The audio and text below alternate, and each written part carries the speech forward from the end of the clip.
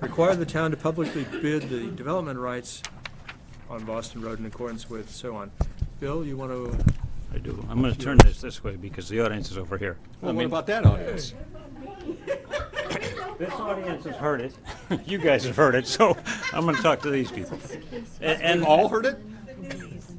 you've all heard it. I think you've all heard No, it. that- Well, you have, Wait, don't go. Just one quick question. The two-thirds vote, how did that go through? Is it two-thirds or majority? It's Article believed to be, on 16, sorry. majority is what the attorneys believe. Even though in Corbo's letter, he stated that a two-thirds vote was the better way to go? They believe it's majority, and so you can raise that question on the 23rd. Okay, no, but he wrote it in his letter. Let me just say this, I think what they advised yesterday in our motions meeting is that Susan count, not personally, but that she count whatever the vote is. That way, if it's challenged in court and it is just a majority and it was supposed to be a two-thirds, we have that vote.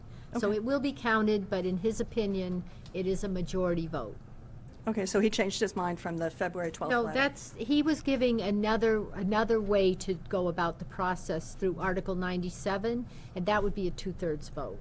Okay. But if whatever town meeting decides to do, we're gonna count the vote, and then we'll It's- move I know, forward from it'll be- there, yeah. okay, going back. So, just one comment. I expect that when I actually give this presentation at the town meeting, that there will have been an extended discussion about the Drew Gardens property just before that. So I don't have anything in here really explaining much about that because I assume everybody will know. And I hope everyone here has some pretty good idea of what that's all about. If you don't, ask me, but I'm not going to address it at the moment here. So the purpose of this article is really to ensure that the town doesn't give away for less than what it's worth its rights to that property. And I think part of the reason why this article is even on there is that I think a lot of people in the town aren't really aware that the town actually does own something of value, even though it doesn't own the land. And it's kind of a slippery concept, so I wanted to have a chance to present it. So the purpose here, as I say, is to ensure that the town doesn't just accidentally give away something that's worth a lot of money. Next one. So what I do talk about in here is what the town owns, the value of those interests, how to ensure that if the town relinquishes them in some way, that it does so in a way that's transparent and fair and compensates the town for the full market value of the interests.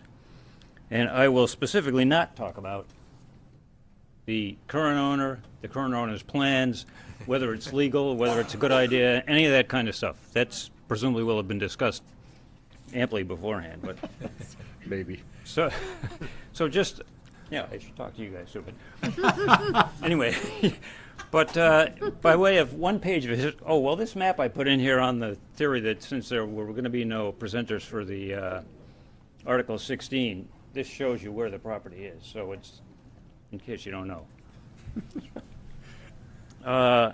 So 20 years ago, the town paid Keith and Nancy Boney, who owned the property at the time, $525,000 for, as Emily just said, the development rights, the agricultural preservation restrictions on the land, and the right of first refusal. And incidentally, the day after that meeting, I gave Greg a document which documented that. That's what I read from Tuesday night. Yeah. Greg Corbo? Greg Corbo, yeah. Anyway, enough about that. And so the current status is that without making changes to those restrictions that we have on the land, the landowner can't do anything with it except farm it and have a country store. However, if we were to suddenly make some changes that allowed a restaurant to be put there, that site, which was purchased at a lower price because it was only agricultural, the value would jump up to the value of a commercial restaurant site. And what's it worth? Yeah. So the question is, so what would that actually be worth to a developer? What is it worth to us? And I think the simplest way to think about it is you take the value of the land as agriculturally restricted land, take the value as a commercial restaurant site, take the difference, and since we control whether it goes from the lower to the higher, that's what we own in that property. In addition, I think there is probably what I would call a premium for the fact that, we put those on there for a reason, which was to keep the land open and to keep it in agriculture. So that's kind of an intangible, but I think that that has some value to the town as well. So the town's interests, I think, are worth a lot. Having looked at comparable land and commercial sites and so on, it's not immediately obvious what the right number is, which is why I don't put numbers in here. But in any case, I think it's worth a lot. We don't really know. We've never had any appraisal done. So the question is, if we are to relinquish those interests, how do we make sure that we actually get paid what we're due? And that's where these two laws that I referred to come in. This Mass General Law 184, Section 32 is the law. Well, 184 governs APRs and defines them as interests in land which have value, and says that changes can be transacted, and as it says here in quotes, in the same manner as the holder may dispose of land or other interest in land. Well, that same manner is described in Mass General Law 30B, Section 16, which governs real estate transactions and requires the town to get an appraisal, solicit proposals, advertise, open the proposals publicly, and publish and explain if the accepted price is less than the appraised price. Pretty simple, kind of obvious process. And in my view, the way this would benefit the town and all of us was at first it would establish a market value of those interests. I think it would be accurate to say we don't really have a good handle on what that number is today. And I think it's hard for us to enter negotiations with anybody without having some good idea of what it's worth. Second, it would be an open and transparent process, and it avoids the appearance of impropriety. And I think there's been a lot of emotion around this, and I think part of it's been due to the fact that people aren't necessarily sure they're seeing all the moving parts. I think it would be good to get them out in the open.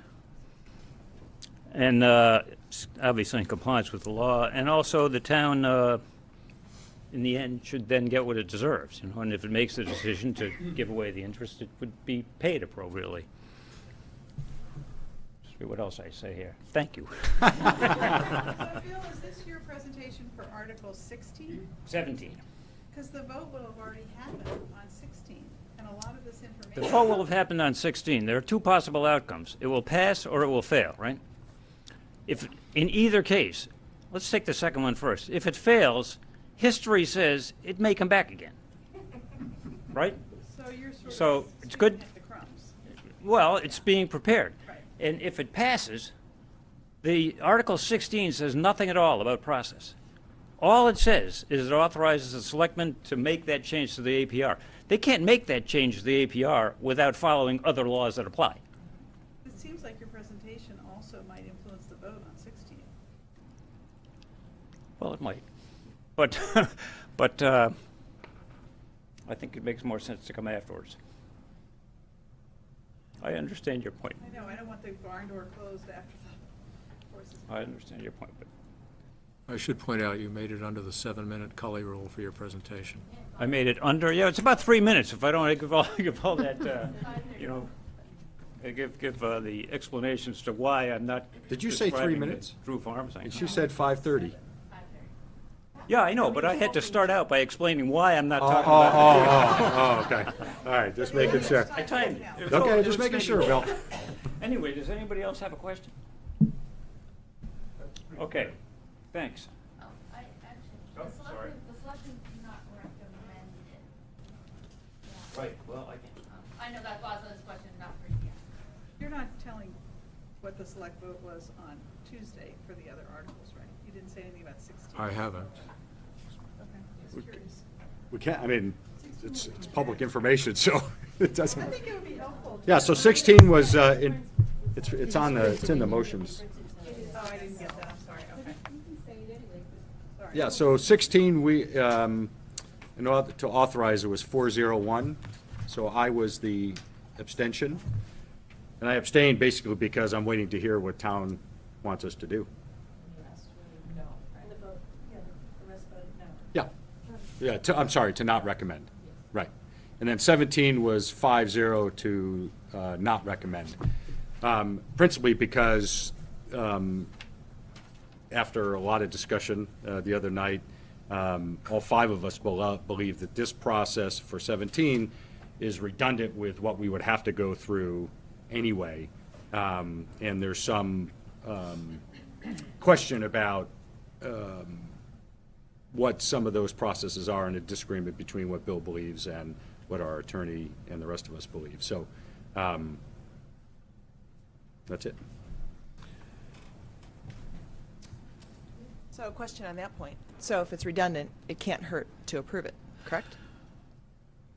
Well, we already voted to not recommend it. So. I didn't ask, I didn't ask whether you recommended it, but if it's redundant with what you would have to go through for 16, then it wouldn't hurt to approve it. So I guess what I would say is I'm the chief procurement officer, so I have to follow Mass General Law for procurement. But I think the question on this was, Bill believes that the town should go out to bid or whatever for the development rights or the APR, not to make him comply with the APR. And Greg Corbo says, but Ebby owns the property, so how can you take those rights and give them to somebody else because Ebby owns the property? So that'd be like saying, you know, McDonald's can buy something and put it on Ebby's property. So that's in a nutshell, but I think that's, if we have to follow Mass General Law, we will follow Mass General Law, but he doesn't believe that development rights, because the town doesn't own the property, that we can give those to somebody else. And I would encourage, again, while he's here, Yeah. right, because it's Right. probably not right to do it tonight Yeah. when he's not here and can explain it better than. Better than me. Yeah. That's certainly better than I. And- I'm sure this will come up again on the 23rd. Yeah. Okay, and I agree with you, he's not here to get a legal opinion. However, the issue is there potentially, we don't know for sure because you won't know anything until it goes out to bid, many people who could be interested in this, the Audubon Society, other restaurants in town that want to prevent this from going in there and making him go on 110. I mean, we don't know until it's out there, but to be short-sighted to say nobody would buy it is irrelevant. We bought it, we bought the rights. I'm not the attorney, so I No, don't no, want I to know, but argue we- with you. but we That bought was- the Yeah, and we did, I know we had some of Yeah. this discussion Tuesday Right. night, so Yeah, I'm so sure we'll have it again on the 23rd. I'm not the attorney, so let's talk to Greg about Okay. that. Before we go in any deeper, Yeah.